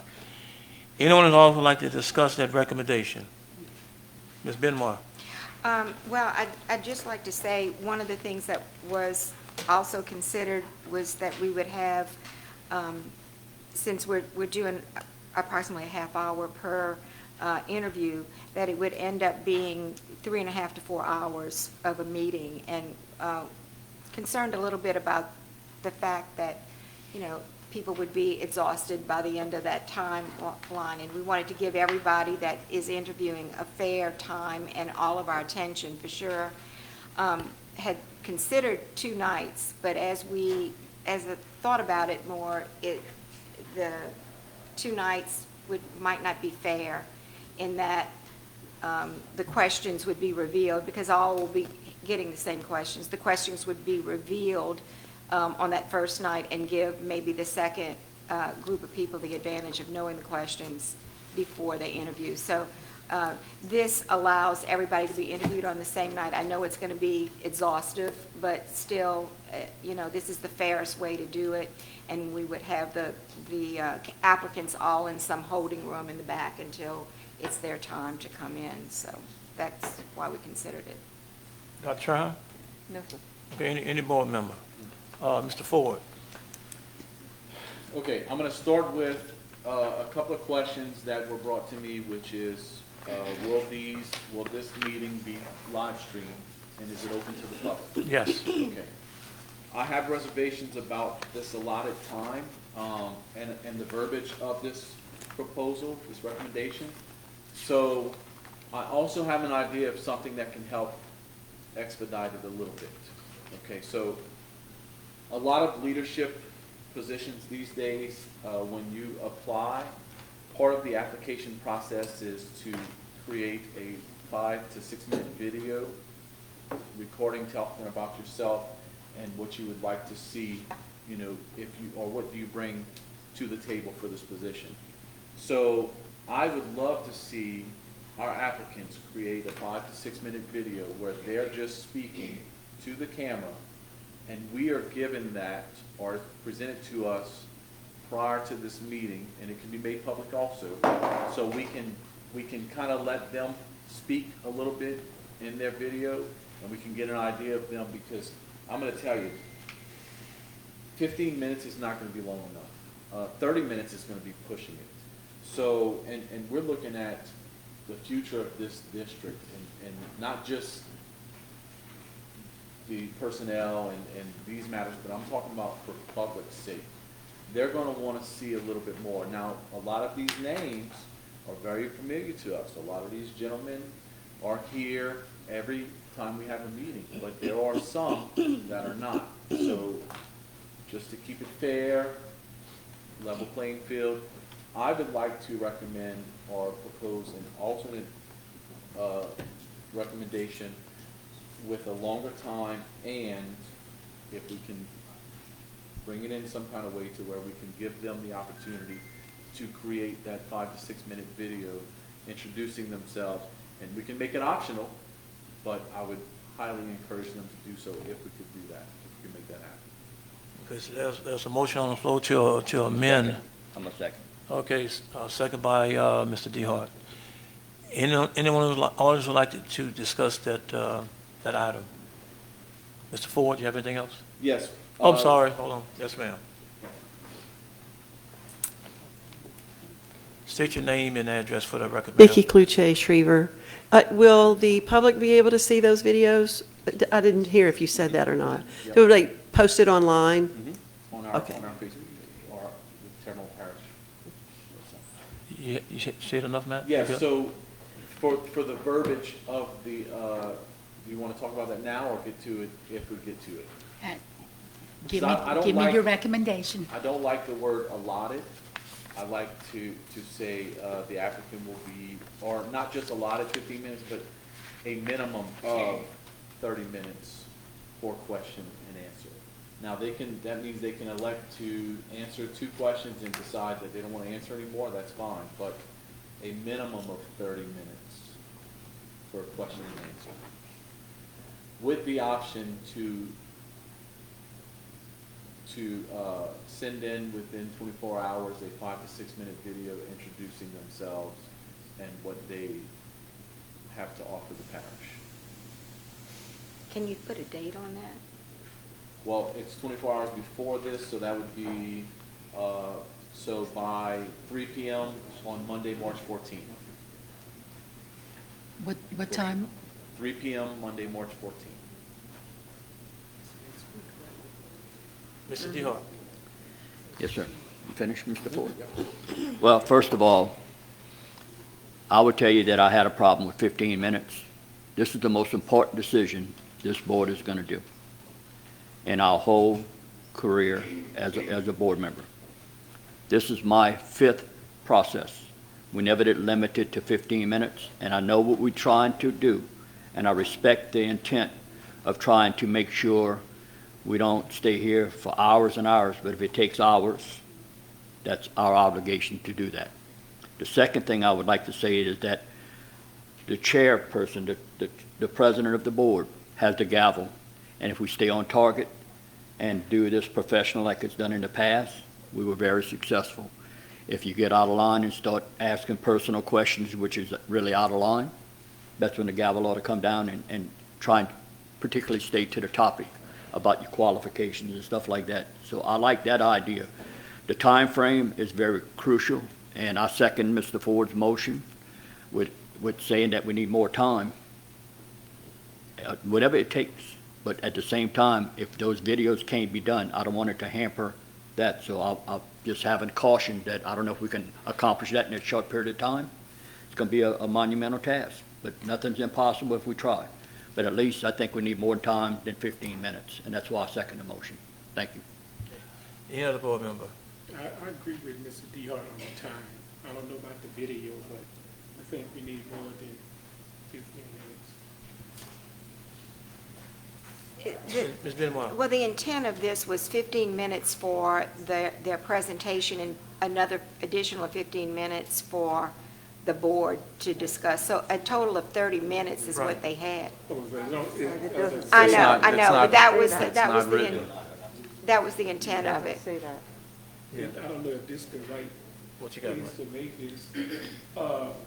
We got one applicant, we got a nice program, and we don't have none of the other applicants' qualifications, letters, and to make it an even playing field, I don't think we should have recommendation letters in everything, the packet that the person turned in, or done from the other person, Just want to make it, fair that, don't look at nobody's stuff or look at everybody, letters of recommendations and everything, we should be able to see everybody one, just to make it an even playing field. Okay. Mr. Ford? To expound what Mr. LaGuardia is saying, we do have the resume of one of the applicants, but we don't have the other 6. So it would be nice if we could have a copy of each one of them, to bring and study and kind of look up. Okay. But the idea for the video, actually, this is common practice these days. And in fact, I was encouraged to apply for a position just yesterday, in fact, with someone that we deal with very often. And part of the application process is to record a 5 to 6 minute video of yourself presenting and talking about what you bring to the table. And this is not even close to being a superintendent level position. This is just, a run-of-the-mill, basic bachelor degree, college graduate job. So, I mean, I'm not saying we make it mandatory, but optional. And look, if they don't want to take 12 minutes out of their day to do that, then maybe it says a lot, maybe it doesn't. Thank you. Okay. Ms. Benoit? Yeah, I do support that. I think a video is a good idea. It would give us, I would like to see it maybe 24 hours before we do this. I think that would be helpful if we could have it like a deadline, like 4 days before we meet to, the Friday. Yeah. And you know why? It's also important, I think that is an aspect of this job, is that we need to know how they present themselves and what their views are. I mean, I know that there'll be more of that in the interview process, but I think that that's going to be a good added judgment to how to determine who best suits this position. I like that idea. So, Mr. Ford, let me just, I think that's a great idea. I mean, so far as having a video, I just hope that it wouldn't put a candidate at a disadvantage because of the time frame. That's the only concern that I would have, that it might put a candidate at a disadvantage because the time frame might not quite be there to do that. But then I guess with modern technology now, it doesn't take much equipment to do that. I mean, you can get on your phone basically and kind of record yourself and kind of send something in with that. Now, I guess my other question would that be, and that would be before the meeting, right? So it kind of give us a general idea, and to go backtrack on your recommendation, basically you said a minimum of 30 minutes or a total of 30 minutes. We set a minimum. Yeah, I said a minimum because it's not dictated in here that they'll have 15 minutes of presentation and 15 minutes. Right. I think the board needs to set some type of parameters on the time frame, because, you can get one candidate might go 40 minutes or 50 minutes, I just think that, I think you should have some type of time frame. Not just, even with the interview process, you have a time frame with jobs. You don't just go on and on and on. So I think it needs to be a time frame. I think if we can get the 4 minutes or 5 minutes of the video prior to, I think a total of 30 minutes, I think is long enough. I mean, Dr. Yarbrough. So take out the minimum? Yeah, Doc.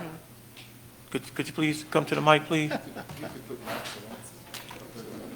In your professional opinion, so far, and you done this many a times before, time-wise, I'm not trying to get you entangled in anything, I'm just trying to just use your professionalism to kind of assist us with this, because like I said, me and Mr. DeHart basically are the only two that actually done this before, and the rest is new at this. In my opinion, if you're going to go with the video where the person is giving you some background, letting you know what they have to offer, bring to the table, if they present that ahead of time, you have something. And then I think at least 30 minutes for questions and answers. That's right. It is a very important position, and 15 minutes go by like this. Thank you. So I don't see it being any less than 30 minutes. Okay. Okay, any other comments? Yeah, I have a comment. Yes, Mr. Hamlin. 30 minutes, I totally agree on. Today's the 8th, the 15th is 7 days from now. That does not, I would ask the members of the board to please consider the short timeline between tonight, notifying these 7 candidates tomorrow, down to 6 days, preparing a video. If we were extending the time, the video would be a great idea, but I've never been one to,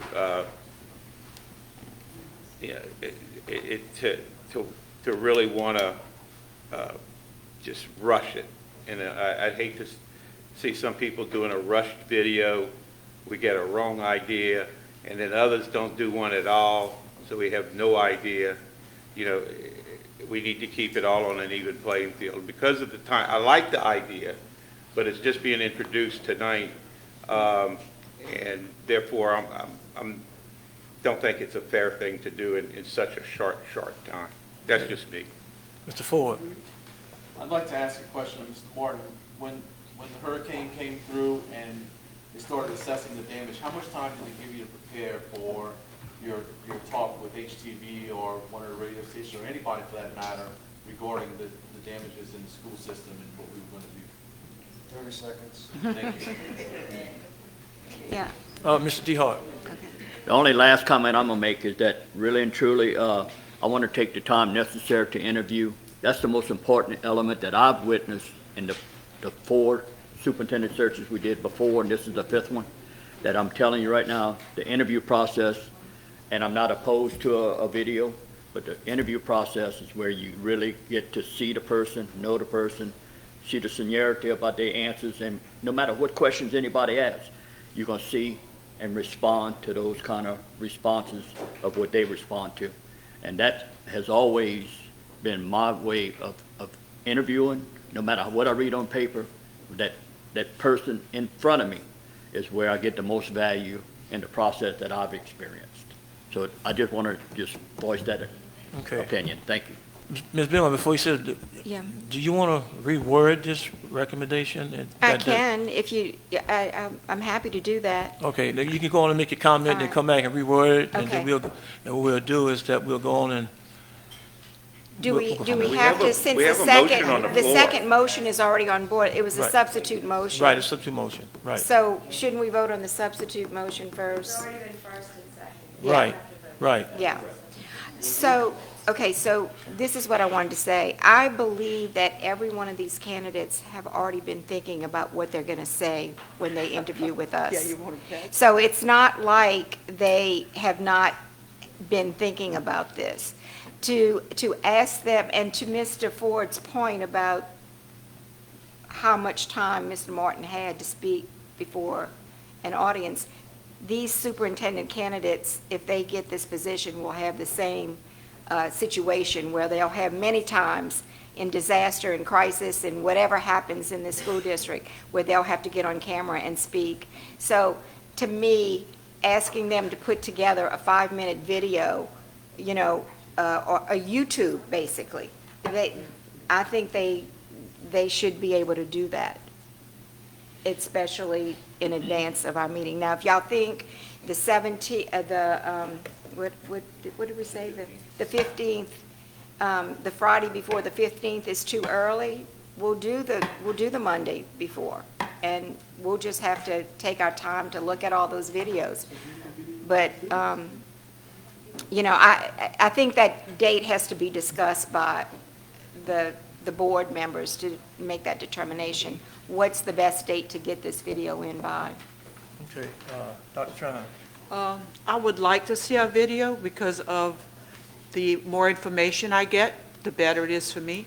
My concern is adding a video at this time, changing the parameters of what we laid forth as their application process. Yeah. Is that making a change to what they say they had to do to apply to begin with? And should we go there? That is my concern. Okay.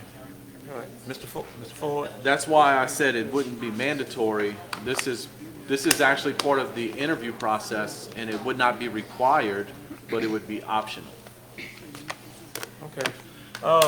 We got a substitute motion on the floor. Can you go on and read that so we can vote on it and move forward? Tailoring it off from what the original, the substitute would be that the board receive all applications for the new superintendent search that met all requirements.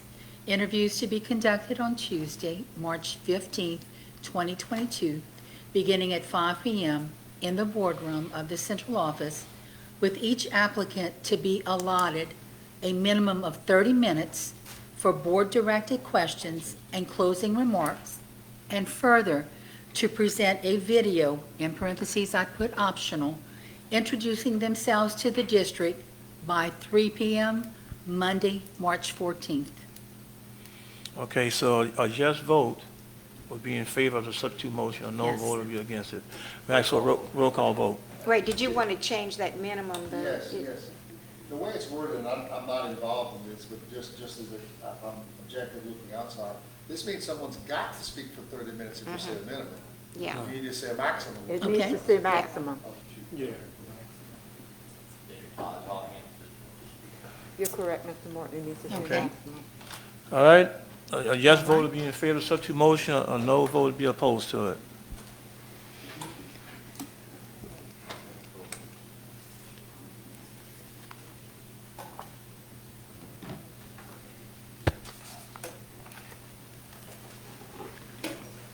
All votes are in.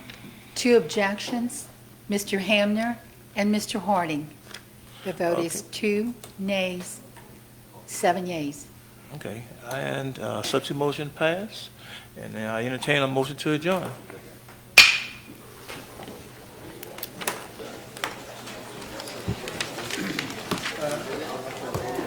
Yeah. Dang.